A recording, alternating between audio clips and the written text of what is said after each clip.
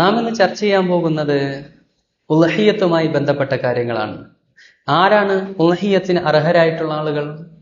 ഉളഹിയത്തിന്റെ മാംസം ആർക്കാണ് നൽകേണ്ടത്? ഉളഹിയത്തിന് നിയ്യത്ത് വെക്കേണ്ടത് എങ്ങനെയാണ്? നിയ്യത്തിൽ നാം ശ്രദ്ധിക്കേണ്ട കാര്യങ്ങൾ. അതുപോലെ തന്നെ ഏത് മൃഗത്തെയാണ് ഉളിയത്ത് അറുക്കേണ്ടത്? 7 ആൾ ഷെയർ ചേർന്നുകൊണ്ട് ഉളിയത്ത് കർമ്മം നിർവഹിക്കുമ്പോൾ നാം ശ്രദ്ധിക്കേണ്ട, മനസ്സിലാക്കേണ്ട വളരെ പ്രധാനപ്പെട്ട കാര്യങ്ങൾ. അതുപോലെ ഉളഹിയത്തുമായി ബന്ധപ്പെട്ട മുഴുവൻ കാര്യങ്ങളും ഈ വീഡിയോയിലൂടെ നാം ചർച്ച ചെയ്യാൻ പോവുകയാണ്. അസ്സലാമു അലൈക്കും വറഹ്മത്തുള്ളാഹി വബറകാതുഹു. ബിസ്മില്ലാ വൽഹംദുലില്ലാ വസ്സലാത്തു വസ്സലാമു അലാ അഷ്റഫി റസൂലില്ലാ വഅലാ ആലിഹി വസഹ്ബിഹി അജ്മഈൻ അമ്മാ ബഅദ്. എൻ്റെ ഏറ്റവും സ്നേഹം നിറഞ്ഞ ശ്രോതാക്കളെ, അല്ലാഹു സുബ്ഹാനഹു വ തആല നമ്മെ എല്ലാവരെയും അവന്റെ സ്വർഗ്ഗത്തിൽ ഒരുമിച്ച് കൂട്ടി അനുഗ്രഹിക്കട്ടെ. നമ്മിൽ നിന്ന് സംഭവിച്ചു പോകുന്ന തെറ്റുകുറ്റങ്ങളൊക്കെ അല്ലാഹു പുറത്ത് മാഫാക്കി നൽകട്ടെ. പ്രിയപ്പെട്ടവരെ, നാം ഇന്ന് പറയാൻ പോകുന്നത് ഉളഹിയത്തുമായി ബന്ധപ്പെട്ട കാര്യങ്ങളാണ്. ഇസ്ലാമിൽ വളരെ പ്രധാനപ്പെട്ട, ഒരുപാട് പ്രതിഫലം നമുക്ക് കരസ്ഥമാക്കാൻ കഴിയുന്ന കർമ്മമാണ് ഉളഹിയത്ത് കർമ്മം എന്ന് പറയുന്നത്. അള്ളാന്റെ പരിശുദ്ധ ഖുർആൻ രേഖപ്പെടുത്തി വെക്കുന്നതായിട്ട് നമുക്ക് കാണാൻ സാധിക്കും. ഇന്നാ അഅതൈനാകൽ കൗസർ ഫസല്ലി ലിറബ്ബിക വൻഹർ. അള്ളാഹുവിന് വേണ്ടി നിങ്ങൾ നിസ്കരിക്കുകയും ബലികർമ്മം നിർവഹിക്കുകയും ചെയ്യുക എന്ന് അള്ളാന്റെ പരിശുദ്ധ ഖുർആൻ പറയുന്നുണ്ട്. നമുക്ക് സിറാത്ത് പാലം വിട്ടുകടക്കാനുള്ള വാഹനമാണ് ഉളഹിയത്തിന് വേണ്ടി നാം നിർവഹിച്ച ആ അറുത്ത മൃഗമെന്ന് ഹദീസുകൾ നമുക്ക് കാണാൻ സാധിക്കും. അതുപോലെ തന്നെ മറ്റു നിരവധി ഹദീസുകൾ ഉളഹിയത്തിന്റെ മഹത്വമായി പ്രതിപാദിക്കുന്നു നമുക്ക് കാണാൻ സാധിക്കും. അള്ളാഹ്ക്ക് പെരുന്നാൾ ദിവസം ഏറ്റവും ഇഷ്ടപ്പെട്ട കർമ്മം ഉളഹിയത്ത് കർമ്മമാണെന്ന് ഒരു ഹദീസിലുണ്ട്. അതുപോലെ ഒരുപാട് മഹത്വങ്ങൾ. നാം ഈ വീഡിയോയിലൂടെ ചർച്ച ചെയ്യാൻ ഉദ്ദേശിക്കുന്നത് ഉളഹിയത്തുമായി ബന്ധപ്പെട്ട കർമ്മശാസ്ത്ര വീക്ഷണങ്ങളാണ്. അതുകൊണ്ട് തന്നെ നമുക്ക് ആ മഹത്വങ്ങളിലേക്ക് കടന്നു പോകുന്നില്ല. നാം നമ്മുടെ വിഷയത്തിലേക്ക് തിരിച്ചു വരികയാണ്. ഒന്നാമതായിട്ട് നാം ശ്രദ്ധിക്കേണ്ടത് ആരാണ് ഉളഹിയത്തിന് അർഹരായിട്ടുള്ള ആളുകൾ എന്നതാണ്.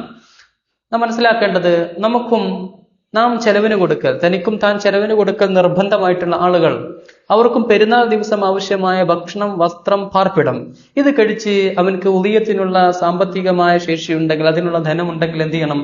അവൻ ഉളഹിയത്ത് കർമ്മം നിർവഹിക്കൽ ശാഫിഈ മദ്ഹബിൽ ശക്തിയായ സുന്നത്താണ്. ഹനഫി മദ്ഹബിൽ അത് വാജിബാണ്. അത് പ്രത്യേകം നമ്മൾ മനസ്സിലാക്കണം.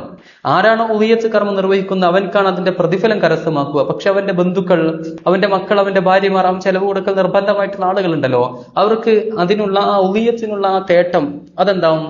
വീടി കിട്ടുമെന്ന് ഫുഖാക്കൾ രേഖപ്പെടുത്തി വെക്കുന്നതായിട്ട് കാണാൻ സാധിക്കും. ഇനി രണ്ടാമതായിട്ട് നമ്മൾ നോക്കുന്നത് ഏത് മൃഗത്തെയാണ് ഉളഹിയത്തിന് വേണ്ടി നാം അറുക്കേണ്ടത്. ഏറ്റവും മുൻഗണന ഒട്ടകമാണ്. ഒട്ടകം കഴിഞ്ഞാൽ പിന്നെ മാട്, പിന്നെ നെയ്യാട്, പിന്നെ കോലാട്. അങ്ങനെയാണ് അതിന്റെ ആ രീതി വരുന്നത്. ആദ്യം ഒട്ടകം, പിന്നെ മാട്, പിന്നെ നെയ്യാട്, പിന്നെ കോലാട്. അതിൽ ഒട്ടകം നമ്മുടെ നാട്ടിലില്ല. സാധാരണയായിട്ട് നമ്മുടെ നാട്ടിൽ ഒട്ടകമില്ല. പിന്നെ മാടാണുള്ളത്. മാടെന്ന് പറഞ്ഞാൽ നമ്മുടെ നാട്ടിലുള്ള പശു, പോത്ത്, കാള, ഈ ഇനത്തിൽപ്പെട്ട ഇത്. ഇവിടെ നാം മനസ്സിലാക്കേണ്ടത്, കാട്ടുപോത്തും അതുപോലെ തന്നെ കാട്ടുപശുവും ഉളഹിയത്ത് അറുക്കാൻ പറ്റുകയില്ല. പ്രത്യേകം നമ്മൾ മനസ്സിലാക്കി വെക്കണം. പിന്നെ ആടാണ്. ആടിൽ 2 ഇനമാണുള്ളത്. ഒന്ന് കോലാടും, മറ്റൊന്ന് നെയ്യാടും. നമ്മുടെ നാട്ടിൽ സാധാരണയുള്ളത് കോലാടാണ്. അത് പ്രത്യേകം നമ്മൾ മനസ്സിലാക്കി വെക്കുക. ഇനി അവിടെ ഇന്നത്തെ ഈ ആധുനിക കാലഘട്ടത്തിൽ ശാസ്ത്രം ഇത്രയേറെ പുരോഗമിച്ച ഈ സാഹചര്യത്തിൽ, അതുപോലെ തന്നെ ക്ലോണിങ്ങും മറ്റു ടെസ്റ്റ് ട്യൂബ് ശിശുക്കളൊക്കെ ഇന്നിങ്ങനെ രൂപകൽപ്പന ചെയ്തുകൊണ്ടിരിക്കുന്ന ഈ ഒരു കാലഘട്ടത്തിൽ നമുക്ക് പലപ്പോഴും ഒരു ചോദ്യം വരുന്നതാണ്, ഉളഹിയത്തിന്റെ 2 മൃഗങ്ങൾ ചേർന്നുകൊണ്ട്, ഇണ ചേർന്നുകൊണ്ട് ഒരു പ്രത്യേക മൃഗം ഉണ്ടായി, അതിനെ ഉളഹിയത്ത് അറുക്കാൻ പറ്റുമോ എന്നത്. ഉദാഹരണമായിട്ട് പറഞ്ഞാൽ ആടും അതുപോലെ തന്നെ മാടും ഇണ ചേർന്നുകൊണ്ട് ഒരു പ്രത്യേക മൃഗം ഉണ്ടായി, അതിന് ഉളഹിയത്ത് അറുക്കാൻ പറ്റുമോ ഇല്ലയോ എന്ന്. അതിന് ഉളഹിയത്ത് അറുക്കാൻ പറ്റും എന്നതാണ്. പക്ഷേ ഉളഹിയത്തിന് പറ്റാത്തൊരു മൃഗവും പറ്റുന്നൊരു മൃഗവും ഇണ ചേർന്നുകൊണ്ട് ഒരു മൃഗം, പ്രത്യേക ഒരു മൃഗം അവിടെ ഉണ്ടായാൽ അതിനെ ഉളഹിയത്ത് അറുക്കാൻ പറ്റുകയില്ല. ഉദാഹരണമായി പറഞ്ഞാൽ ഒരു ആടും നായയും ഇണ ചേർന്നുകൊണ്ട്, നായ എന്ന് പറഞ്ഞ ജനസാണ്, എന്തായാലും പറ്റുകയില്ല. പക്ഷെ എന്നാലും ഉദാഹരണം പറയാം, അവിടെ ഇണ ചേർന്നുകൊണ്ട് ഒരു മൃഗം ഉണ്ടായാൽ അതിനെ ഉളഹിയത്ത് അറുക്കാൻ പറ്റുകയില്ല. അത് പ്രത്യേകം നമ്മൾ മനസ്സിലാക്കി വെക്കണം. ഇനി അവിടെ നാം മനസ്സിലാക്കേണ്ടത് വയസ്സാണ്. ഇതിനൊക്കെ എത്രയാണ് വയസ്സ്? ഒട്ടകത്തിൽ വേണ്ടത് 5 വയസ്സാണ്. ഒട്ടകം നമ്മുടെ നാട്ടിലില്ലാത്തതുകൊണ്ട് കൂടുതൽ പറയുന്നില്ല. പിന്നെ നമ്മൾ മനസ്സിലാക്കേണ്ടത് മാടിലും കോലാടിലും എന്ത് ചെയ്യണം? 2 വയസ്സാണ് വേണ്ടത്. മാടിലും കോലാടിലും 2 വയസ്സ്. പിന്നെ നമ്മൾ ശ്രദ്ധിക്കേണ്ടത് ആടാണ്. ആട് അത് നെയ്യാട്. കോലാട് നമ്മൾ പറഞ്ഞു 2 വയസ്സ് വേണമെന്ന്. നെയ്യാടാണെങ്കിൽ എന്താവണം? 1 വയസ്സ് അല്ലെങ്കിൽ 6 മാസം കഴിഞ്ഞ് പല്ല് കൊഴിഞ്ഞതായിരിക്കണം എന്നതാണ്. അത് പ്രത്യേകം നമ്മൾ മനസ്സിലാക്കി വെക്കുക. ഇനി 7 പേർ ചേർന്നുകൊണ്ട് ഷെയർ കൂടുമ്പോൾ 7 പേർ ചേർന്നുകൊണ്ട് ഷെയർ കൂടുമ്പോൾ നമ്മൾ ശ്രദ്ധിക്കേണ്ട വളരെ പ്രധാനപ്പെട്ട കുറച്ച് കാര്യങ്ങളുണ്ട്. ഇപ്പോ 7 പേര് പറഞ്ഞു ഷെയർ ചേർന്ന് ഒരു 14 പേരുണ്ട് എന്ന് കരുതാം. ഒരു 2 പോത്തിനെ അങ്ങോട്ട് വാങ്ങി, എന്നിട്ട് ഇത് ഞങ്ങള് 14 പേരുടെ ഉദയത്താണെന്ന് പറഞ്ഞാൽ അത് പറ്റുകയില്ല. പ്രത്യേകം നമ്മൾ മനസ്സിലാക്കണം. 7 പേർക്ക് ഇന്ന മൃഗം, ഇന്ന പോത്ത് എന്ന് നിർണ്ണയിക്കണം. 7 പേർക്ക് ഇന്നത്, ഇന്ന 7 പേർക്ക് ഇന്നത്, ഇന്ന 7 പേർക്ക് ഇന്നത് എന്നെന്ത് ചെയ്യണം? പ്രത്യേകം നിർണ്ണയിച്ചിരിക്കണം. അല്ലാതെ ഒന്നിച്ച് ഇപ്പോ 7 7 14 2 പോത്തിനെ വാങ്ങിയാൽ മതി. അതൊക്കെ കണക്കൊക്കെ നോക്കുമ്പോൾ ശരിയാണ്. പക്ഷേ ഇസ്ലാമിക വീക്ഷണ പ്രകാരം, കർമ്മശാസ്ത്രപരമായിട്ടുള്ള നിയമപ്രകാരം 7 പേർക്ക് ഇന്ന പോത്ത് എന്നെന്ത് ചെയ്യണം? നിർണ്ണയിച്ചിരിക്കണം. 7 പേർക്ക് ഇന്നത് എന്നെന്താവണം? പ്രത്യേകം അത് നിർണ്ണയിച്ചിരിക്കണം. അല്ലാതെ ഒന്നിച്ചുള്ള അറിവ് അത് പറ്റുകയില്ല എന്ന് പ്രത്യേകം ഓർമ്മപ്പെടുത്തുകയാണ്. പിന്നെ നമുക്കൊരു സംശയം വരുന്നത്, ആണിനെയാണോ, മൃഗത്തെയാണോ, പെൺമൃഗത്തെയാണോ അറുക്കേണ്ടത് ഉളിയത്ത് കർമ്മത്തിന് വേണ്ടി ഉപയോഗിക്കേണ്ടത് എന്നതാണ്. ആദ്യം മുൻഗണന ആൺമൃഗത്തിനാണ്, പിന്നെയാണ് പെൺമൃഗം വരുന്നത്. ആൺമൃഗത്തിൽ തന്നെ ഏറ്റവും മുൻഗണന കൂടുതൽ ഇണചേരാത്ത മൃഗത്തെയാണ് അറുക്കേണ്ടത്. പിന്നെ അത് കഴിഞ്ഞാൽ പിന്നെ കൂടുതൽ ഇണ ചേർന്നത്, പിന്നെ അത് കഴിഞ്ഞിട്ടാണ് പെൺമൃഗം വരുന്നത്. പെൺമൃഗത്തിൽ കൂടുതൽ പ്രസവിക്കാത്തതിനെയാണ് മുൻഗണന കൊടുക്കേണ്ടത്. പിന്നെ അത് കഴിഞ്ഞാൽ കൂടുതൽ പ്രസവിച്ചതിന്, പിന്നെ അതുമില്ലെങ്കിൽ കൂടുതൽ പ്രസവിച്ചത്. അങ്ങനെയാണ് അതിന്റെ രീതി വരുന്നത്. പ്രത്യേകം നമ്മൾ മനസ്സിലാക്കി വെക്കുക. ഇനി നിറത്തിൽ ഏറ്റവും മുൻഗണന കൊടുക്കേണ്ട ഏതാണ്? കർമ്മശാസ്ത്ര ഗ്രന്ഥങ്ങളിൽ മഹത്തുക്കളായ പണ്ഡിതന്മാർ രേഖപ്പെടുത്തി വെച്ചതായിട്ട് കാണാൻ സാധിക്കും. നിറത്തിൽ ഏറ്റവും മുൻഗണന കൊടുക്കേണ്ടത് ആദ്യം വെള്ള നിറമാണ് ഏറ്റവും മുൻഗണന. പിന്നെ മഞ്ഞ നിറം, പിന്നെ തവിട് നിറം, പിന്നെ ചുവപ്പ് നിറം, പിന്നെ വെള്ളയും അതുപോലെ തന്നെ കറുപ്പും ചേർന്ന നിറം, പിന്നെ കറുപ്പ് നിറം ഏറ്റവും അവസാനം. ഇങ്ങനെയാണ് അതിന്റെ നിറത്തിന്റെ അഫ്ളലായ രീതികൾ വരുന്നത്. ഇനി അറുക്കുമ്പോൾ നമ്മൾ ശ്രദ്ധിക്കേണ്ട, നല്ല തടിച്ചു കൊടുത്ത മൃഗത്തെ തന്നെ അറുക്കണം. ന്യൂനതയൊന്നും ഉണ്ടാകാൻ പാടില്ല. അതെന്ത് ചെയ്യണം? അതിനറിയുന്ന ആളുകളെ കൊണ്ടുപോയിട്ട് ന്യൂനതയുണ്ടോ എന്നൊക്കെ പരിശോധിച്ചിട്ട് വേണം എന്ത് ചെയ്യാൻ? ഉദയത്തിന്റെ മൃഗം വാങ്ങാൻ എന്ന് പ്രത്യേകം ഓർമ്മപ്പെടുത്തുകയാണ്. ഇനി അതിന്റെ സമയം എപ്പോഴാണ്? സമയം പെരുന്നാൾ ദിവസം, അതായത് ബലിപെരുന്നാളിന്റെ ദിവസം. ബലിപെരുന്നാൾ ദിവസം സൂര്യൻ ഉദിച്ച് ഏകദേശം ഒരു കുന്തത്തിന്റെ അത്ര ഉയരം എന്ന് പറയുക, ഏകദേശം ഒരു 20 മിനിറ്റ് കഴിഞ്ഞതിന് ശേഷം 2 റക്അത്ത് പെരുന്നാൾ നിസ്കാരം നിർവഹിക്കാനുള്ള സമയം കഴിഞ്ഞത് മുതൽ എന്താവാൻ പറ്റും? ഉളിയത്ത് കർമ്മം നിർവഹിക്കാനുള്ള സമയത്തിലേക്ക് നമ്മൾ പ്രവേശിച്ചു.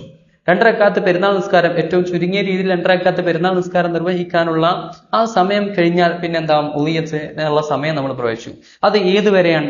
അയ്യാമു തശ്രീഖിന്റെ ആ അവസാനം വരെ, അയ്യാമു തശ്രീഖിന്റെ ആ 3ാമത്തെ ദിവസത്തെ അവസാനം വരെ, അതായത് ദുൽഹിജ്ജ 11, 12, 13. ഈ 13ന്റെ സൂര്യൻ അസ്തമിക്കുന്നത് വരെയാണ് എന്തിന്റെ ഉളിയത്തിന്റെ സമയം വരുന്നത്. അയ്യാമു തശ്രീഖിന്റെ ആ 3ാമത്തെ ദിവസം, ആ ദിനങ്ങൾ, അന്നത്തെ സൂര്യൻ അസ്തമിക്കുന്നത് വരെയാണ് അതിന്റെ സമയം.